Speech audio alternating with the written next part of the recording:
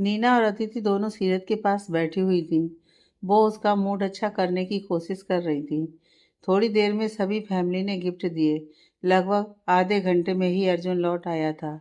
जब वह आया तो पूरी फैमिली उसे देखकर हैरान थी, क्योंकि अर्जुन ने गोद में 1 साल की एक बच्ची पकड़ी हुई थी। उसे देखकर पूरी फैमिली हैरान थी। उसकी मॉम उसके पास आई। ये बच्चा कौन है? मेरे कहने का मतलब है, ये किसका है? अर्जुन ने कोई जवाब नहीं दिया। भाई, ये बहुत क्यूट है। ये बच्चा किसका है? आपके दोस्त आए हैं साथ? अदिति को लगा कि अर्जुन के कोई दोस्त की फैमिली आई है, उसी का वह बच्चा है। अर्जुन कोई जवाब नहीं दिया था। सीरत का ध्यान भी अर्जुन की तरफ था। वो बच्ची सोई हुई थी। वो उसके गले लगकर सोई हुई थी। अर्जुन आगे बढ़ा और जहाँ सीरत बैठी हुई थी, वह उसके पास चला गया। उसे अपने पास आया देखकर सीरत भी खड़ी हो गई। जो सभी वहां पर मौजूद थे, सभी का ध्यान अर्जुन पर था, क्योंकि वह किसी की बात का जवाब नहीं दे रहा था। तभी उसके दादाजी उसके पास आए। वो भी अर्जुन के पास बच्चा देखकर परेशान थे। अर्जुन, जवाब तो दो। सब तुमसे पूछ रहे हैं, ये बच्चा कौन है? ये बच्चा कौन है बता दूंगा, मगर अभी नहीं, अर्जुन ने कहा। इसे पकड़ो सीरत, अर्जुन ने कहा। सीरत ने वह छोटी बच्ची जो लगभग 1 साल की थी, उसे गोद में उठा लिया। सीरत को समझ में नहीं आ रहा था कि वो उस बच्चे को अर्जुन उसे क्यों पकड़ा रहा है, मगर फिर भी उसने कोई सवाल नहीं पूछा। उसके चाचा जी उसके पास आए। बेटा, तुम बताते क्यों नहीं? सीरत, तुम क्यों नहीं पूछती कि यह बच्चा किसका है? तुमने गोद में उठा लिया। उसकी मॉम ने सीरत से कहा। हाँ, यह बच्चा किसका है? मीरा जी के कहने पर सीरत ने पूछा। वक्त आने पर बता दूंगा, मगर अभी तुम्हें संभालना है। अर्जुन इतना कहकर ऊपर की तरफ स्टेयर्स की तरफ जाने लगा। ये क्या बदतमीजी है? उसके दादाजी ने उसे टोका। कहाँ जा रहे हो और किसका बच्चा उठाकर लाए हो? अर्जुन ने एक नज़र मुड़कर एक नज़र अपने दादा की तरफ देखा, फिर वापस ऊपर जाने लगा। अर्जुन, क्या बदतमीजी है? उसकी मॉम ने कहा। तुम बताते क्यों नहीं? अपनी मॉम के कहने पर वो नीचे आया था। मॉम, मैंने सीरत को जवाब दे दिया है। अगर उसने मुझसे सवाल नहीं पूछा तो मैं किसी और को बताना जरूरी नहीं समझता। सीरत, तुम क्यों नहीं पूछती? उसकी दादी सीरत के पास गई। मैं उस वक्त का इंतजार करूंगी जो इन्होंने कहा है कि वक्त आने पर ये बता देंगे। सीरत ने उस बच्ची को उठाया हुआ था। वो उसकी गोद में सो रही थी। सीरत के ऐसा कहने पर अर्जुन ने उसकी तरफ देखा और मुस्कुरा दिया। वह सीढ़ियों से वापस नीचे आ गया था। शुक्रिया सीरत, अर्जुन ने कहा, और वह वापस जाने लगा था। पूरी फैमिली हैरान परेशान थी। ये बच्चा कौन है जिसे वो उठाकर लाया था? आप लोगों ने एक बात नोटिस की? उसकी चाची ने कहा। इस बच्चे की शक्ल अर्जुन और अदिति से कितनी मिलती है। कहीं ऐसा तो नहीं कि ये इसका ही नाजायज बच्चा हो? उसकी चाची को भी बात करने का मौका मिला था। बहू, तुम ये क्या बोल रही हो? अर्जुन के दादाजी गुस्सा होने लगे। मैं सच बोल रही हूँ। अपनी शादी के दिन अपनी नई नवेली दुल्हन को छोड़कर वह कहाँ गया था, और देखो कैसे ऊपर चला गया। सीरत की तो जैसे उसको कोई परवाह ही नहीं है। वैसे उसे शादी नहीं करनी चाहिए थी। उसको क्या जरूरत थी इस बेचारी लड़की की जिंदगी बर्बाद करने की? पहले ही इसके मॉम डैड नहीं थे, अनाथ थी बेचारी। अब तो पति होते हुए भी पति नहीं है इसका। कोई जिंदगी है इसकी? बहुत बुरी किस्मत है इस लड़की की। तुम चुप रहो बहू, उसकी दादी ने उसे गुस्से से कहा। और उसकी दादी ने अदिति और नीना से कहा, दोनों बहू को उसके रूम में छोड़ दिया जाए। अदिति सीरत को लेकर ऊपर चली गई थी और नैना रीना को लेकर उसके रूम में चली गई। वह बच्चा मीरा जी ने उठा लिया था। कमरे में पहुंचकर सीरत ने अदिति से कहा, वह बच्चा भी यहीं पर ले आओ। मगर भाभी, वो मॉम के पास है, तुम क्यों फिक्र कर रही हो? नहीं, अर्जुन ने उसे मुझे दिया है तो वह मेरे ही पास होना चाहिए। अदिति सीरत को कमरे में छोड़कर नीचे चली गई थी। अर्जुन कमरे में नहीं था। वह इसी फ्लोर पर बने हुए अपने ऑफिस में चला गया था। अर्जुन चेयर पर बैठा हुआ किसी सोच में था। तभी अचानक से उसके ऑफिस का दरवाजा खुला। उसके डैड गुस्से में आए। वैसे तो तुम हमेशा अपनी मनमर्जी करते हो। मेरी तो किसी बात का जवाब देना जरूरी तुमने कभी नहीं समझा।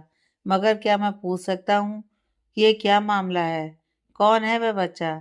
अभी सीरत की फैमिली को उस बच्चे के बारे में पता चल जाएगा। वह सभी पहुंचने ही वाले होंगे। क्या जवाब दूंगा मैं उनको? सचमुच? क्या आपको जवाब देना आता है? अर्जुन ने मुस्कुराकर कहा। क्या आपको सचमुच जवाब देना आता है? अर्जुन ने दोबारा कहा। तुम मुझसे सवाल कर रहे हो? उसके डैड अनूप सिंघानिया ने कहा। क्यों? आप सिर्फ दूसरों से सवाल करना जानते हैं, क्योंकि गलती मैंने नहीं तुमने की है। मैं तुम्हारी मनमानी से बहुत परेशान हूँ। मैं मानता हूँ तुमने हमारे बिजनेस को बुरे टाइम से निकाला है। इसका मतलब यह नहीं कि तुम जो चाहे मर्जी करो। मेरी मॉम का ऑपरेशन हो जाने दीजिए। एक ऑपरेशन रहता है उनका। तब तक मैं आपको झेल रहा हूँ। जब उनका ऑपरेशन हो जाएगा, मैं आपको तब सारे सवालों के जवाब दूंगा। इस वक्त आप यहाँ से जा सकते हैं। दरवाज़ा उस तरफ है। तुम्हें अपने बाप का भी लिहाज नहीं है? क्या सचमुच तुम्हें अपनी माँ की फिक्र है? कैसे बात करनी है? क्या मुझे लिहाज होना चाहिए? अर्जुन ने कहा। अदिति जो कि नीचे हॉल में गई, वह छोटी बच्ची उसकी मॉम की गोद में सो रही थी। उसकी मॉम परेशान सोफे पर उसको गोद में लिए बैठी थी। मॉम, इसे मुझे दे दो। आप रेस्ट करो। आज पूरा दिन वैसे भी आप रेस्ट नहीं कर सके। आपकी तबीयत खराब हो जाएगी। अदिति ने उस बच्चे को उठा लिया। वह बच्चा अभी भी सो रहा था। तुम इसे कहाँ लेकर जा रही हो? उसकी दादी ने पूछा। सीरत ने इसे कमरे में लाने को कहा है। मैं वही लेकर जा रही हूँ। मगर उसकी दादी बोलने लगी। उसका पति का बच्चा है, वही तो संभालेगी। उसकी चाची ने हंसकर कहा। अदिति ने एक नज़र उनको देखा और वह बच्चे को उठाने लगी। तब तक नीना भी रीना को छोड़कर नीचे आ चुकी थी। वो अदिति के साथ सीरत के पास चली गई। सीरत जो अपनी ज्वेलरी उतार चुकी थी, अपने बालों को ठीक कर रही थी। अदिति और नैना उसके पास चले गए। ये बच्चा अभी भी सो रहा है, सीरत कहने लगी। ये बात अजीब नहीं है? घर में इतना शोर हुआ है, एक छोटा बच्चा उठ जाता है ना। बात तो सीरत की सही है, नैना ने भी कहा। अदिति ने उस बच्चे को बेड पर लिटा दिया। सीरत उसके पास आ गई। वो उसे छूकर देखने लगी। कोई बात नहीं, उठ जाएगा सीरत। शायद बच्चा थका हुआ होगा। मैं तुमसे एक बात पूछूं? इस बच्चे के बारे में पूछना चाहती हूँ। हाँ, तुमने इसे इतनी आसानी से कैसे अपना लिया? भाई से भी सवाल नहीं किया और अभी भी इसे अपने पास रख रही हो। पता है जिंदगी में जब कोई अपना नहीं होता तो कितनी तकलीफ होती है। मेरे मॉम डैड के बाद मैंने ऐसा टाइम देखा है जब किसी को मेरी ज़रूरत नहीं थी, किसी को मेरी फिक्र नहीं थी। वह तो बाबा जी की मेहर है कि मेरे पास दादा दादी हैं, मगर वह भी बूढ़े हैं। हर टाइम मेरा उतना ख्याल नहीं रख सकते थे। नौकर कभी माँ बाप नहीं बन सकते। मुझे ऐसा लगा कि इस बच्चे के पास कोई ठिकाना होगा या नहीं होगा। मुझे इसमें बस सीरत दिख रही थी, जिसका बचपन उसके मॉम डैड के जाने के बाद अकेले गुजरा था। अर्जुन ने कहा है, वक्त आने पर बता देगा। मैंने सोचा कि शादी को तोड़कर तो मैं कभी भी जा सकती हूँ। शादी तो हो चुकी है, तो क्यों ना उस वक्त का इंतजार किया जाए। सही है ना? अदिति ने अपनी जगह से खड़ी होकर सीरत की गले में बाहें डाल दी। सीरत, मैं अपने भाई के लिए नहीं, तुम्हारे लिए दुआ करूंगी कि तुम्हारी लाइफ बहुत अच्छी हो। भाई तुझे बहुत प्यार करे, कोई दुख ना हो तुम्हारी लाइफ में। तुम अपने मॉम डैड की मौत भी भूल जाओ, हर चीज़ सही हो सकती है, सीरत ने कहा। वो उठकर सोफे पर बैठ गई थी। मगर मेरे नसीब में कितना प्यार है, ये मुझे पता है। इस बारे में मेरे मन में कोई वहम नहीं है। ऐसा क्यों कह रही हो तुम? देख लेना, अर्जुन भाई तुमसे बहुत प्यार करेंगे, नीना ने कहा। वह बहुत अच्छे हैं। वह थोड़े से सख्त स्वभाव के जरूर हैं, मगर वह किसी को धोखा नहीं दे सकते, जितना उन्हें मैं जानती हूँ। चलो छोड़ो इन सब बातों को। मेरा सामान कहाँ है? सीरत ने पूछा। तुम्हारे सूटकेस ड्रेसिंग रूम में पड़े हैं। मुझे कपड़े चाहिए थे चेंज करने के लिए। तुम दोनों यहाँ पर बैठो, मैं चेंज करके आती हूँ। सीरत ड्रेसिंग रूम में गई और थोड़ी ही देर बाद एक सिंपल सा सूट पहनकर बाहर आ गई थी। उसे देखकर कोई नहीं कह सकता था कि वह एक नई नवेली दुल्हन है। सीरत के हाथों की मेहंदी कह रही थी कि वह एक नई नवेली दुल्हन है। अर्जुन अपने ऑफिस में बैठा हुआ था। वह किसी सोच में था। उसने अपने डैड को कोई जवाब नहीं दिया था। अनूप जी वापस चले गए। जैसा कि होना था सब सीरत की फैमिली के पास ये बात पहुंच चुकी थी कि अर्जुन किसी बच्चे को लेकर आया है। उसके दादाजी और चाचा दोनों घर आ गए थे।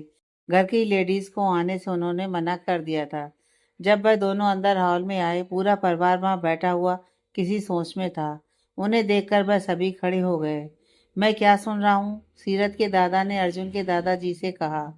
मेरी तो अपनी समझ में कुछ नहीं आ रहा है, रामजी दास सिंघानिया ने कहा। मगर जवाब तो देना पड़ेगा ना कि क्या हुआ। मेरी बच्ची है वह। सीरत के दादाजी काफी गुस्से में थे। जब हम खुद ही जवाब नहीं जानते तो आपसे हम क्या कहें। हमारे बेटे ने जो किया है उसके लिए हम शर्मिंदा हैं। रामजी दास सिंघानिया सर झुकाए खड़े थे। अपने बेटे से पूछो कि क्या हुआ है। सीरत के दादाजी गुस्से में थे। पिताजी, आप जरा धीरे बात करो। ये अकेले सीरत की नहीं, रीना की भी ससुराल है। सीरत के चाचा जी ने सीरत के दादाजी से कहा। सबको अपनी अपनी फिक्र है, मेरी बच्ची की किसी को फिक्र नहीं, उसके दादाजी गुस्से में कह रहे थे। सीरत को ऊपर जाकर अदिति ने बताया था कि उसके दादाजी नीचे आए हैं। वह भी नीचे आ गई थी। उसे स्टेयर से नीचे आता देखकर उसके दादाजी कहने लगे, चलो सीरत, मैं तुम्हें लेने आया हूँ। कोई ऐसा मत समझना कि मेरी बच्ची का कोई नहीं है। शोर सुनकर अर्जुन भी अपने ऑफिस से बाहर आ गया था। वो ऊपर खड़ा देख रहा था। सीरत अपने दादाजी के पास आई। तुमने नहीं पूछा अर्जुन से ये क्या है? पूछा था, सीरत ने कहा। उसने कहा, वक्त आने दो, मैं सब बता दूंगा। चलो छोड़ो इन सब बातों को, मैं तुम्हें लेने आया हूँ। आप मेरी बात सुनेंगे? सीरत कहने लगी। हाँ, कहे बच्चा, उसके दादाजी ने उसके गाल पर हाथ लगाते हुए कहा। जाने को तो मैं अभी आपके साथ चल सकती हूँ।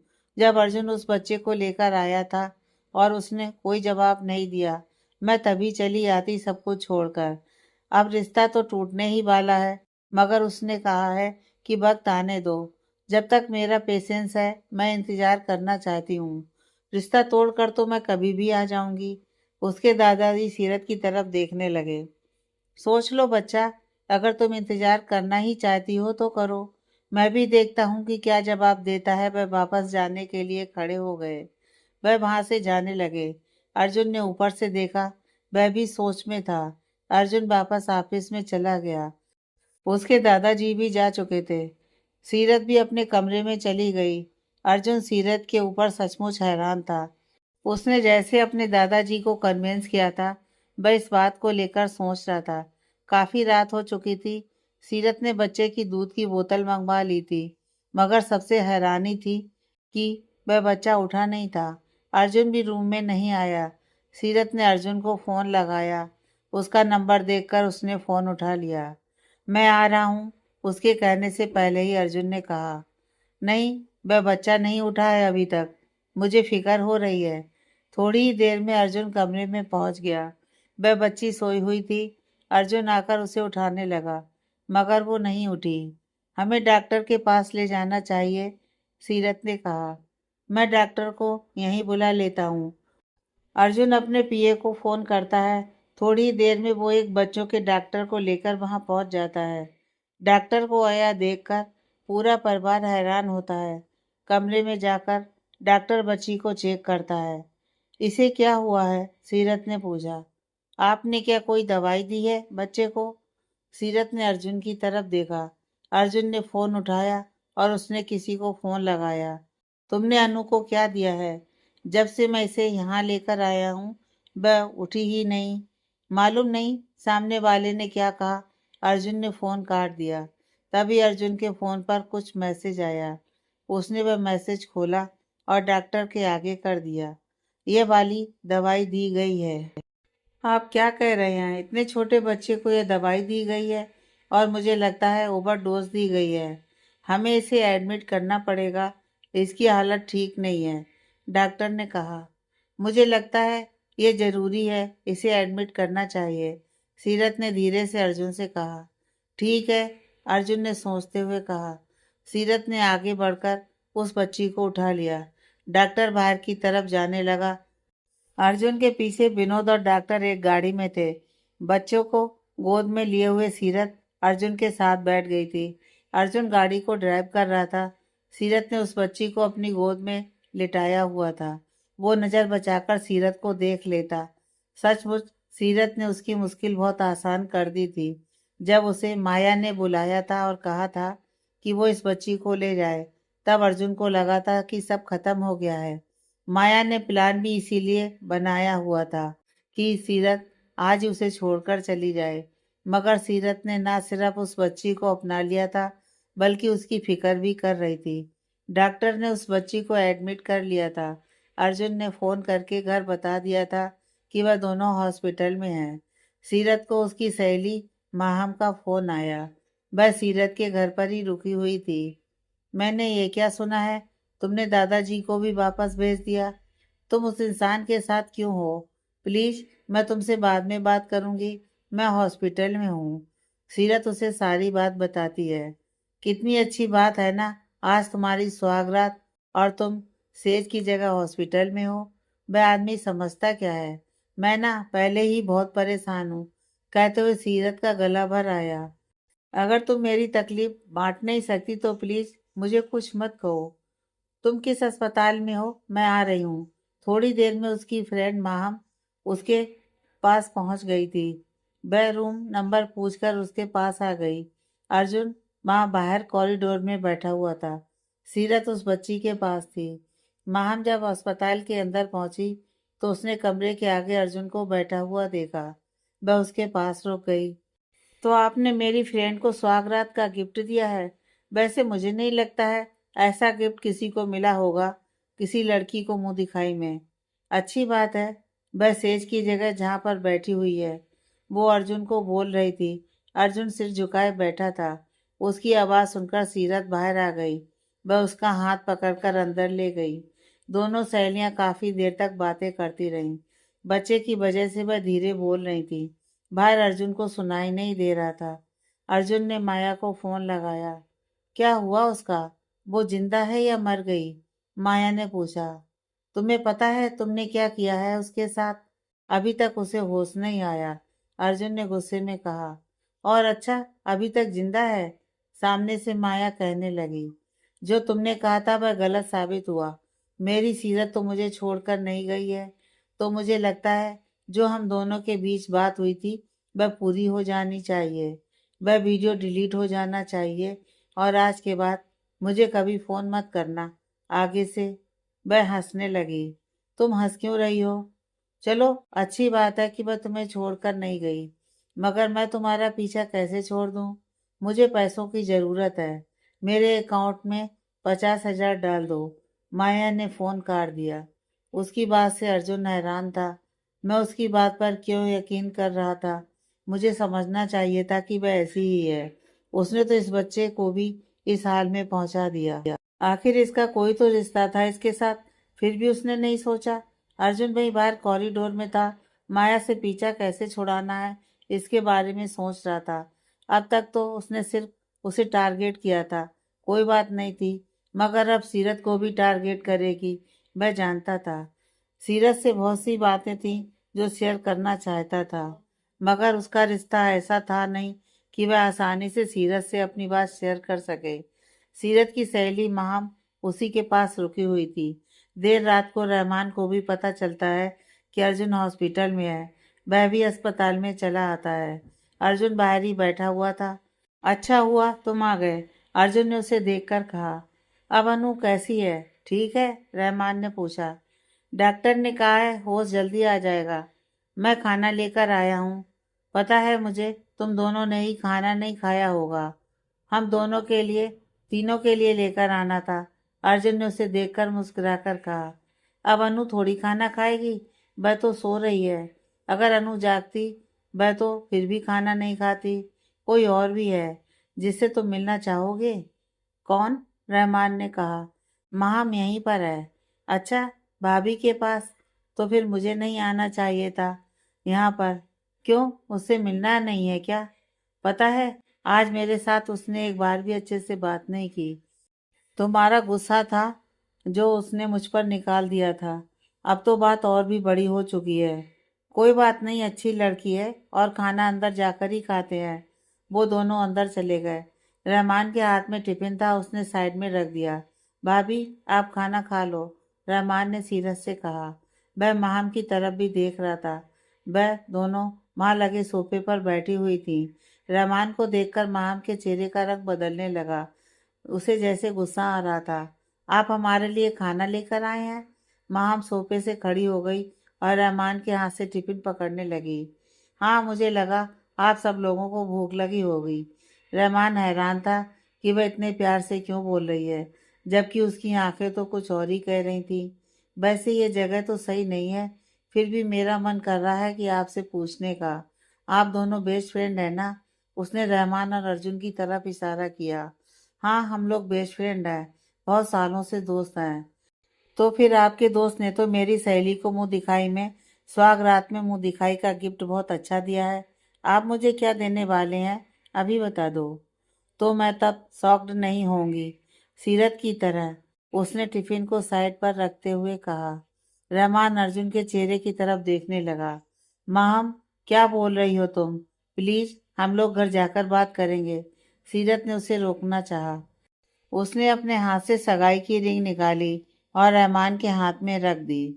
सीरत ऐसी हो सकती है, इसका दिल ही ऐसा है कि ये किसी को कुछ नहीं कहती है। मगर मैं सीरत नहीं हूँ। मुझे तुमसे शादी नहीं करनी है। हमारा रिश्ता खत्म। जाकर घर बता देना। अर्जुन ने कमरे का दरवाजा बंद कर दिया, क्योंकि उनकी आवाज़ कमरे से बाहर जाने लगी थी। सीरत को पहले पता था कि अर्जुन कैसा है। मैंने उससे कहा था शादी तोड़ दो, मगर इसने शादी कर ली। अब वही बेवकूफ़ी मैं नहीं करने वाली। मुझे रेडीमेड बच्चों का शौक नहीं, समझे? तो ये कौन कहता है अनु अर्जुन की बेटी है? वो इसकी बेटी नहीं है। रहमान के मुंह से निकल गया। तो किसकी बेटी है? माहम ने रहमान से पूछा। सीरत भी रहमान के चेहरे की तरफ देख रही थी। अर्जुन की नहीं है ये, रहमान ने इतना कहा। रहमान, अर्जुन ने उसे बीच में टोका। मैं अभी नहीं बता सकता, मजबूरी है। सॉरी अर्जुन, मुझे तुमने बताने से मना किया था। सीरत रहमान और अर्जुन के चेहरे की तरफ देखने लगी। अर्जुन ने सीरत के चेहरे की तरफ देखा। उन दोनों की आपस में नजर मिली। वह सीरत के चेहरे के हाव भाव नोट कर रहा था। फिर उसने रहमान से कहा, रहमान, अभी कुछ मत बोलो। मैं आप दोनों से भी कहता हूँ, इस टॉपिक के ऊपर बात नहीं होगी। आप लोगों को घर में इसके बारे में कुछ भी नहीं कहना है। मगर ऐसा भी क्या है? कम से कम जो भी बात है, आप सीरत को तो बता सकते हो। नहीं माहम, इन्होंने मुझसे कहा है कि वक्त आने दो तो मैं उसका इंतजार करूंगी। सीरत, जो पहले पीछे खड़ी हुई थी, चलकर उन लोगों के पास आ गई। थैंक यू सीरत, प्लीज अस्पताल में हमारी जो भी बात हुई है उसके बारे में घर पर किसी से बात मत करना, अपने दादाजी से भी नहीं। ठीक है, सीरत ने कहा। अब जो भी था, सीरत को अपने अंदर काफी हल्का महसूस हो रहा था। ऐसा नहीं था कि उसे एक ही मिनट में अर्जुन से प्यार हो गया था।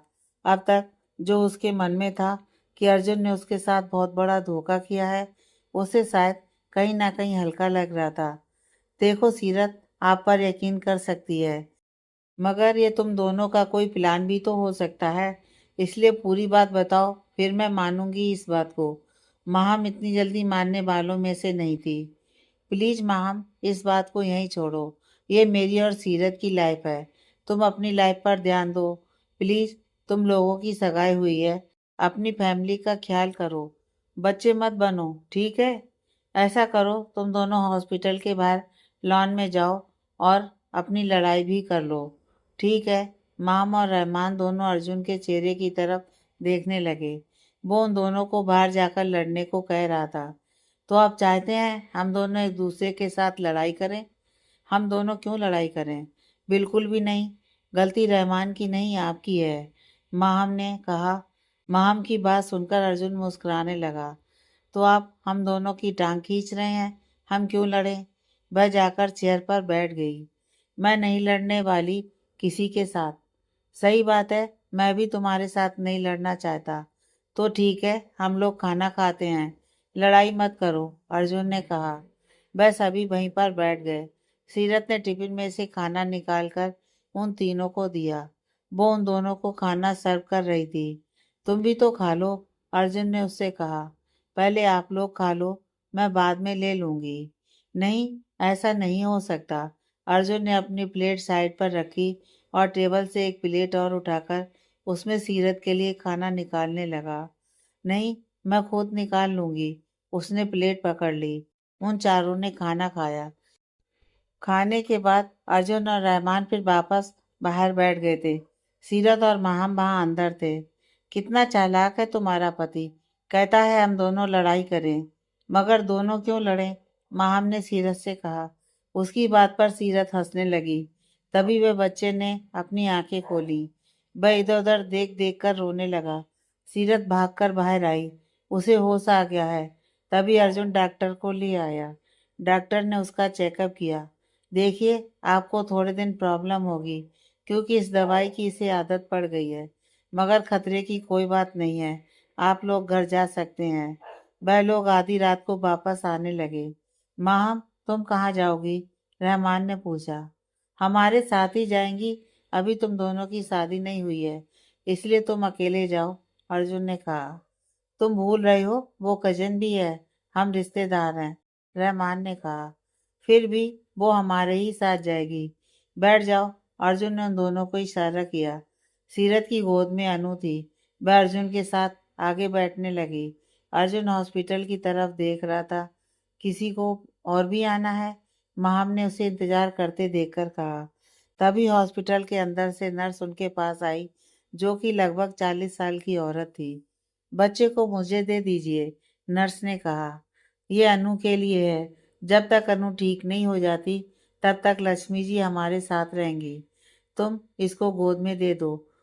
सीरत ने अनु को उस नर्स को दे दिया। वो लोग घर पहुंच गए थे।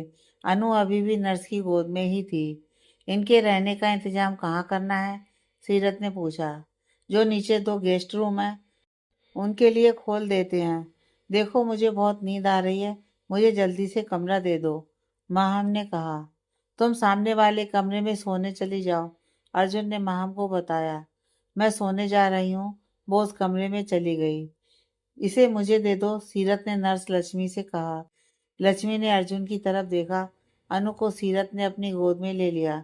अर्जुन उसके नजदीक हो गया। यह तुम्हारी जिम्मेदारी नहीं है, लक्ष्मी इसको संभालेगी। इसे लक्ष्मी के पास ही रहने दो। मेरे साथ जरा इधर आएंगे? लक्ष्मी वहीं खड़ी हुई थी। वो सीरत के साथ थोड़ा साइड पर हो गया। क्या हुआ? अर्जुन ने पूछा। क्या आप इससे पहले से जानते हैं? किसे? लक्ष्मी को। हाँ, सीरत ने कहा। नहीं, मैं तो अभी हॉस्पिटल में इनसे मिला हूँ। मैंने बच्चा संभालने के लिए किसी नर्स का पता करने को कहा, तो मुझे लक्ष्मी से मिलवा दिया। तो फिर आप इस पर यकीन कर सकते हैं। पहले आप इसकी एक इंक्वायरी करवा लीजिए। हम बच्चा उसके हाथ में कैसे देंगे? आज ये मेरे साथ ही सो जाए। कल से अनु लक्ष्मी के साथ रहेगी, सीरत ने कहा। ठीक है, अर्जुन ने कहा। सीरत अनु को लेकर ऊपर जाने लगी। अर्जुन उन दोनों को देखकर मुस्कुरा रहा था। ऐसा कीजिए, अब तुम इस रूम में रुक जाओ। अभी थकी हुई हो, कल से बच्चे को संभाल लेना। सीरत कमरे में सोने चली गई। अर्जुन भी ऊपर चला गया था। उसके जाने से पहले सीरत ने उसे बेड पर लिटा दिया और खुद उसके साथ लेट गई।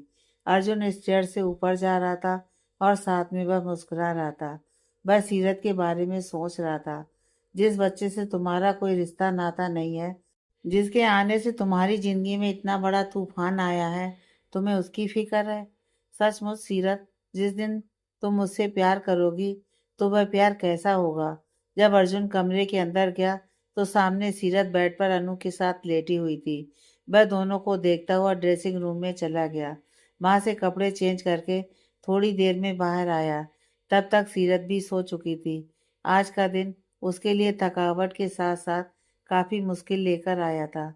वह चलता हुआ बेड के नजदीक आ गया और ध्यान से सीरत को देखने लगा। मुझे माफ कर दो सीरत। शादी का दिन किसी भी लड़की की जिंदगी में सबसे खुशी वाला होता है। मगर मैंने तुम्हें बहुत दुख दिया है आज। मगर सच कहता हूँ, बहुत जल्दी तो मैं तुम्हें बहुत खुशियाँ दूंगा। मेरी मजबूरी है। मैं तुम्हें कितना चाहता हूँ, जल्दी ही तुम्हें बता दूंगा। उम्मीद करता हूँ वह समय बहुत जल्द आएगा। वह जाकर बेड पर दूसरी साइड लेट गया था। वह भी आज बहुत थका हुआ था। लेटते ही उसे नींद आ गई थी। अभी उसे सोए थोड़ी ही देर हुई थी कि अनु उठकर रोने लगी। सीरत ने उसे उठाकर अपनी गोद में डाल लिया। वह उसकी गोद में ही सो गई। इसे अब बेड पर लुटा दो और तुम भी सो जाओ, अर्जुन ने उससे कहा। अगर तुम कहो तो मैं लक्ष्मी को बुला लेता हूँ। तुम्हें भी रेस्ट की ज़रूरत है, वरना बीमार हो जाओगी। अर्जुन ने उसकी फिक्र की। मुझे लगता है यह सो गई है, अब नहीं उठेगी। उसने उसे वापस लिटा दिया था और सीरत फिर सो गई थी। सुबह उसकी आंख खुली। उसने देखा खिड़की से धूप आ रही थी। उसने फ़ोन उठाकर टाइम चेक किया। सुबह के 9 बज चुके थे। कमरे में ना अर्जुन था और ना ही अनु थी। वह इधर उधर देखने लगी। बहुत लेट हो चुका है, मुझे जल्दी उठना चाहिए था। सीरत ने जल्दी जल्दी तैयार होने लगी। उसने अपना सूटकेस खोला। उसने एक साड़ी निकाली पहनने के लिए। उसका मूड कल जितना खराब था, आज वह ठीक फील कर रही थी। कम से कम उसे लगता था कि उन दोनों के बीच चाहे कुछ भी ना हो, फिर भी उनकी शादी हुई है। वह बच्ची अर्जुन की नहीं है, इतना उसे यकीन आ गया था। उस वजह से वह अपने अंदर से एक हल्कापन फील कर रही थी। उसने अपने कपड़े में से साड़ी निकाली और शादी के अगले दिन जैसे नई नवेली दुल्हन तैयार होती है, वैसे ही तैयार होने लगी। उसने सोच लिया जो होता है वह होने देगी। इंतजार करेगी कि अर्जुन क्या कहता है। वह तैयार होकर नीचे जाने लगी। सभी हॉल में ब्रेकफास्ट कर रहे थे। जब सीरत नीचे आने लगी तो अदिति ने कहा, सीरत आ रही है। सभी उस तरफ देखने लगे। उसे देखकर अर्जुन का तो जैसे दिल ही बैठ गया था। उसने गोल्डन कलर की साड़ी पहनी हुई थी। उसके साथ गोल्ड की ज्वेलरी। बालों को पीछे उसने बांध लिया था बन की शक्ल में। जो चूड़ा उसने कल शाम को उतार दिया था, आज उसके हाथों में था। वो नई नवेली दुल्हन नजर आ रही थी। अर्जुन उसे देखकर मुस्कुराया। उसे बहुत अच्छा लगा था। सीरत खूबसूरत लग रही है, अदिति फिर बोली। अब यह तुम्हारी सहेली नहीं, याद रखो, मेरी भाभी है। भाभी कहो उसे, अर्जुन ने उसे टोका। बात तो सही है, अब तो वह हमारी भाभी है, नीना जो उसके साथ ही बैठी थी उसने कहा। सभी की नज़र सीरत पर थी। कल उसका मूड इतना ख़राब था और आज वह सबको ठीक लग रही थी। एक्चुअली अर्जुन की चाची को तो लग रहा था कि सुबह मालूम नहीं क्या होगा, मगर वह नॉर्मल लग रही थी। सीरत ने बारी बारी से सभी के पैर छूकर आशीर्वाद लिया। मीरा जी ने तो उसे गले लगा लिया। अर्जुन के दादाजी, चाचा जी, उसके डैड, सभी ने सीरत को आशीर्वाद दिया। सबसे मिलने के बाद दादी जी जो एक साइड पर वही हाल में सोफे पर बैठी थी, वह उनके पास आई। वो जाकर उनके गले लग गई। मेरी बच्ची कैसी है, दादी ने कहा। तुम ब्रेकफास्ट कर लो, मीरा जी ने कहा। अनु कहाँ है, सीरत ने डाइनिंग टेबल के पास आकर अर्जुन की तरफ देखकर कहा। वह लक्ष्मी के पास है, शायद वह उसे बाहर लॉन में ले गई, अर्जुन ने कहा। बेटा ब्रेकफास्ट कर लो, मीरा जी ने फिर कहा। बस एक मिनट, अभी आती हूँ, कहते हुए सीरत बाहर लॉन में चली गई। थोड़ी ही देर बाद जब वह अंदर आई, उसने अनु को गोद में उठाया हुआ था और अनु भी उसकी गोद में खुश दिखाई दे रही थी। तुम ब्रेकफास्ट करो, इसे क्यों ले आई, अर्जुन ने उसकी गोद में अनु को देखकर कहा। मैं तो बस इसे देखने गई थी, ये तो जबरदस्ती मेरे गले ही पड़ गई। सीट के पीछे ही लक्ष्मी आ रही थी। मैंने मैडम से कहा था, मगर मैडम ने कहा कोई बात नहीं, वो कहने लगी। लक्ष्मी, तुमने ब्रेकफास्ट कर लिया, सीरत ने उससे पूछा। नहीं मैडम, लक्ष्मी कहने लगी। तो ठीक है, तुम जाकर किचन में जाकर ब्रेकफास्ट ले लो अपना, बाद में इसे ले लेना। वह अनु को गोद में लिए हुए चेयर पर बैठ गई। नीता काफ़ी हैरान थी। उसे तो लग रहा था कि घर में लड़ाई होने वाली है। वह अर्जुन की ज़िंदगी में शांति नहीं चाहती थी। उसे तो लगा था कि सुबह घर में शायद बवाल होने वाला है। मगर सीरत तो उस बच्चे के साथ बहुत फ्रेंडली हो चुकी थी और साथ ही अर्जुन और सीरत भी एक दूसरे के साथ कंफर्टेबल नज़र आ रहे थे। क्या बात है भाई, एक ही रात में इतना प्यार, नीता ने कहा। उसकी बात सुनकर सभी ने उसकी तरफ देखा। हमारी सीरत को तो बच्चे हमेशा से ही अच्छे लगते हैं, सीरत के चाचा की बेटी रीना कहने लगी, जो वहीं नीलेश के साथ बैठी हुई ब्रेकफास्ट कर रही थी। वह तुम्हारी जेठानी है, इस घर की बड़ी बहू, तो उसका नाम लेने की जगह तुम उसे दीदी कहो तो ज़्यादा अच्छा है। अर्जुन ने उसे टोका। ऐसे? मगर मेरी बहन भी तो है। तो बहन को तो दीदी कहते हैं, अर्जुन ने फिर उससे कहा। ठीक है। अर्जुन खड़ा हो गया। मैं ऑफिस जा रहा हूँ, मेरी बात सुनेंगे? सीरत ने उससे कहा। क्या हुआ? हमें दादाजी से मिलने जाना है। दादा और दादी जी को मैंने फ़ोन किया था, उन्होंने नहीं उठाया। इससे पहले अर्जुन जवाब देता, नीता कहने लगी, वह लोग अर्जुन पर गुस्सा हैं। कहीं ऐसा ना हो अर्जुन वहाँ पर जाए और उसकी बेइज्जती हो जाए। वैसे तो हम सभी, वैसे तो नीलेश और रीना जा रहे हैं, नीता ने कहा। बात तो बिल्कुल ठीक है, उसके चाचा जी कहने लगे। अर्जुन, हो सकता है वे लोग तुम्हें उल्टा सीधा बोल दें। अगर तुमने वापस जवाब दे दिया तो रिश्ता और बिगड़ जाएगा। सभी ने एक दूसरे की तरफ देखा। मीरा जी और दादी जी परेशान होने लगी। बात तो उन सभी की ठीक थी। अगर अर्जुन जाता है तो यह रिश्ता और बिगड़ सकता है। ठीक है, कोई बात नहीं, आप ऑफिस जाओ, यहीं पास तो जाना है, मैं मॉम के साथ चली जाऊंगी। सीरत ने मीरा जी की तरफ देखते हुए कहा। हाँ, यह भी ठीक है, हम दोनों चले जाएंगे। अर्जुन, तुम ऑफिस जाओ। सीरत का चेहरा जो पहले नॉर्मल था उदास हो गया। कोई बात नहीं, अर्जुन ने कहा। चलो, ब्रेकफास्ट का टाइम है, तुम ब्रेकफास्ट दादाजी के साथ ही कर लेना। चलो चलते हैं, पास ही तो जाना है। नहीं, कोई बात नहीं, आप जाओ, सीरत ने फिर कहा। अगर कह लेंगे तो क्या फ़र्क पड़ जाएगा, तुम अभी चलो। आज दोपहर के बाद मेरी ज़रूरी मीटिंग है, मुझे माम को भी उठाना है, वह अभी तक नहीं उठी। सीरत को माम का ख्याल आया। नहीं, वह उठ चुकी है, वह तुम्हारे घर चली गई है, मीरा जी ने उससे कहा। तो ठीक है। सीरत ब्रेकफास्ट करने की जगह वह अर्जुन के साथ अपने घर चली गई थी। वह गेट खोलकर घर के अंदर जा रही थी तो उसके चेहरे पर घबराहट थी। क्या हुआ? तुम ऐसे क्यों घबरा रही हो? दादाजी मालूम नहीं आपके साथ कैसा बिहेव करेंगे। सीरत को डर था कहीं बात बिगड़ ना जाए। तो तुम घबराती क्यों हो? बड़े हैं मेरे, कह लेंगे तो क्या फ़र्क पड़ जाएगा। वह लॉन में से होते हुए घर के अंदर हॉल में चले गए। वहाँ डाइनिंग टेबल पर ब्रेकफास्ट चल रहा था। सभी का ध्यान अर्जुन और सीरत की तरफ गया। मेरी बच्ची, उसे देखकर दादी ने कहा। सीरत भागकर दादी के पास आई और गले लग गई। कैसी हो तुम बेटा? दादी उसे गले लगाकर रोने लगी। आप रो क्यों रही हो? मैं तो आपके पास हूँ। फिर वो दादाजी के गले लगती है। कैसा है मेरा बच्चा? उसके दादाजी ने कहा। आपका चेहरा क्यों उतरा हुआ है दादाजी? सीरत ने कहा। क्या करूँ मैं अपने आप को बहुत इंटेलिजेंट समझता था, मगर मैंने बहुत बड़ी गलती की है। मैं तुम्हारा गुनहगार हूँ, तो मुझे माफ़ कर दो बेटा। सीरत उनका मतलब समझती थी। आप छोड़ो इस बात को, मुझे बहुत भूख लगी है। आप ये सब क्या लेकर बैठ गए? हम दोनों ने तो ब्रेकफास्ट भी नहीं किया। अर्जुन उन दोनों की बातों के बीच बोला। दादाजी और दादी ने अर्जुन की तरफ देखा। तभी सीरत के चाचा जी भी, जो कमरे से निकलकर हॉल में आ रहे थे, वह उनके पास आकर बोले। कैसे हो बेटा? उन्होंने अर्जुन से कहा। मैं ठीक हूँ चाचा जी। वो दादाजी के साथ वाली चेयर पर बैठ चुका था। दादी, मुझे बहुत भूख लगी है, कुछ अच्छा सा ब्रेकफास्ट खिला दो। दादाजी ने एक बार भी अर्जुन की तरफ नहीं देखा। दादी जी खड़ी हो गईं और किचन की तरफ जाने लगीं।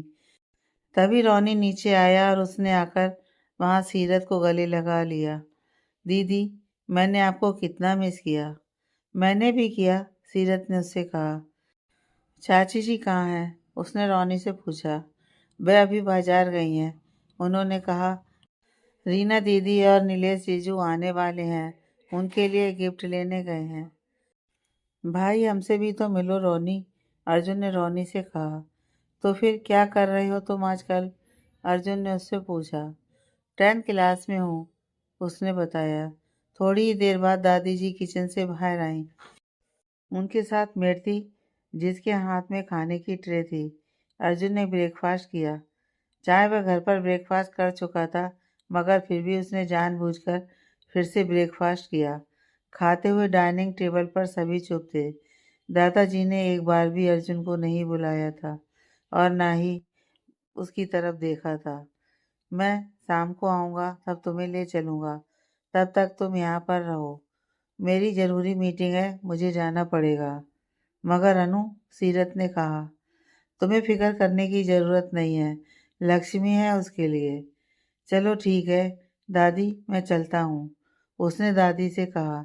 दादाजी ने अपना फेस साइड कर लिया था। अर्जुन ने उनकी तरफ देखा। उसने दादाजी के पैर छुए। ठीक है दादाजी, शाम को मिलते हैं। वह चला गया था।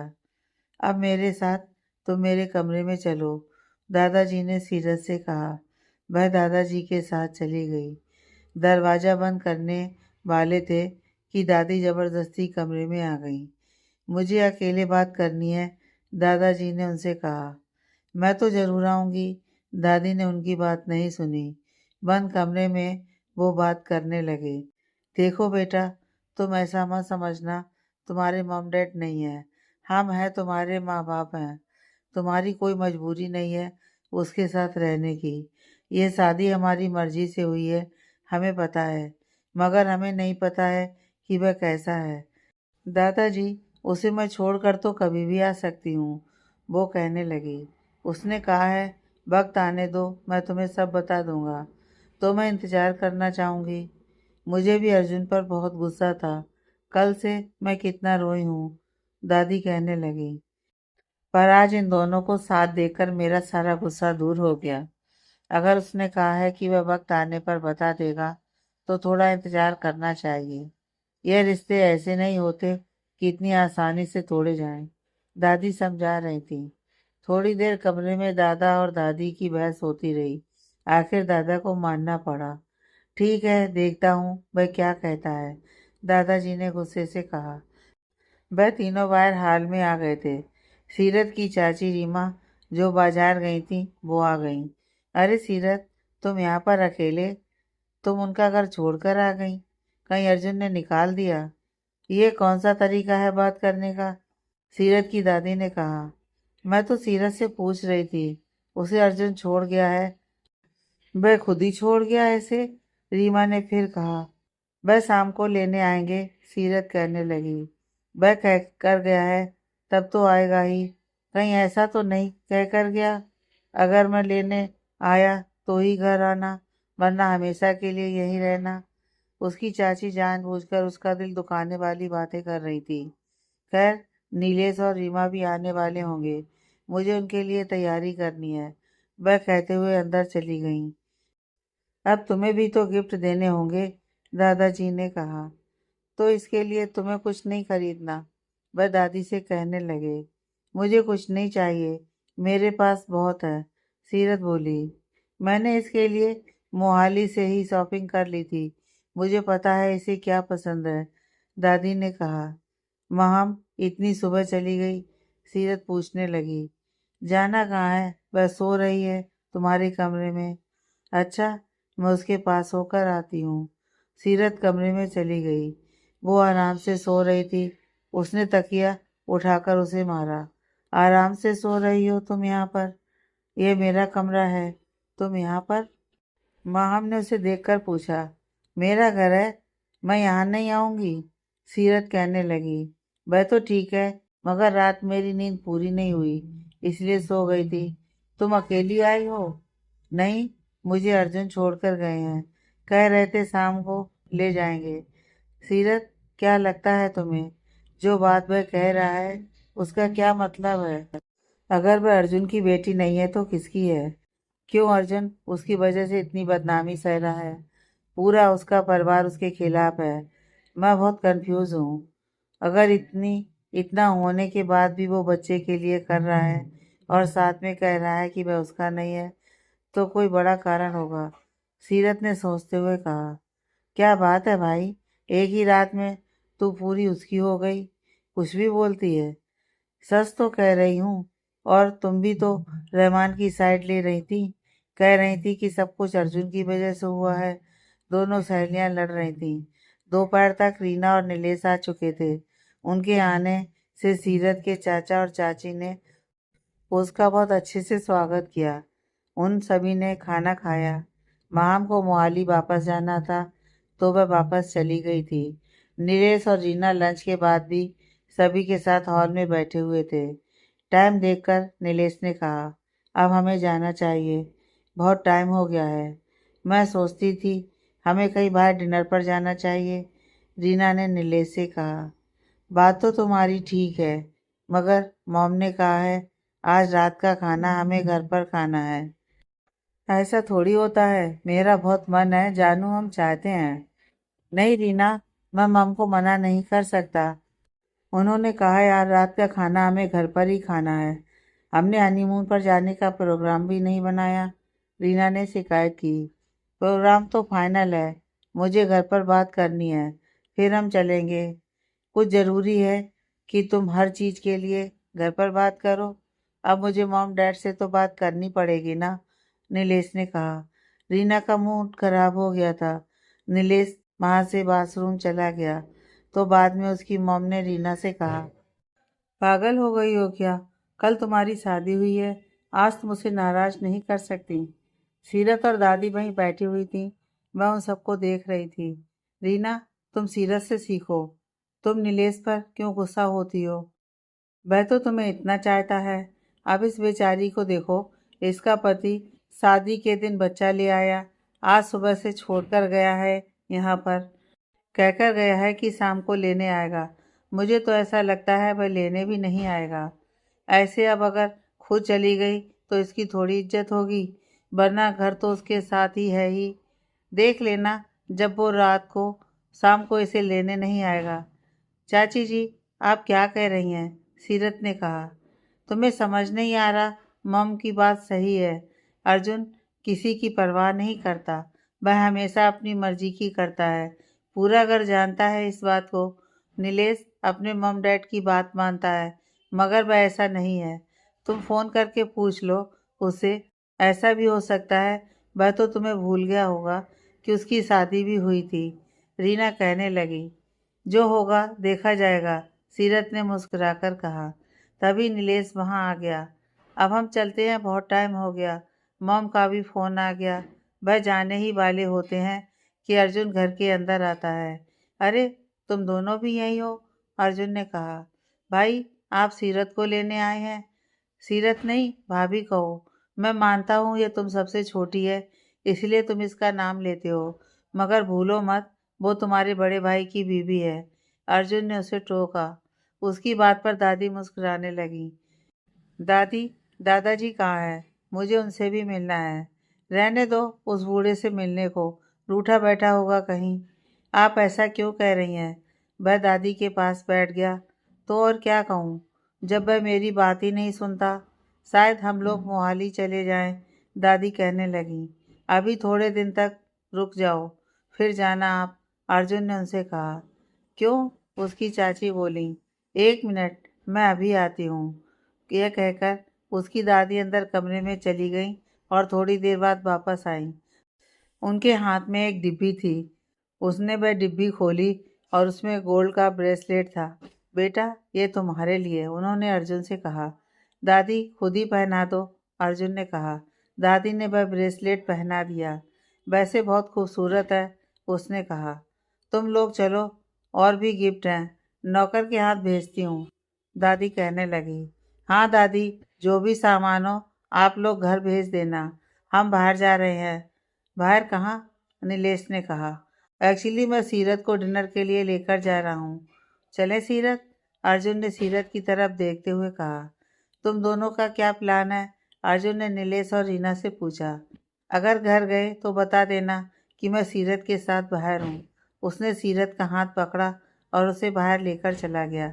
रीना और उसकी मॉम नीलेश को खा जाने वाली नज़रों से देख रही थी, क्योंकि वह तो हर बात पर मॉम से पूछने की बात कर रहा था, जबकि अर्जुन ने घर बताना भी ज़रूरी नहीं समझा। आगे की कहानी नेक्स्ट पार्ट में।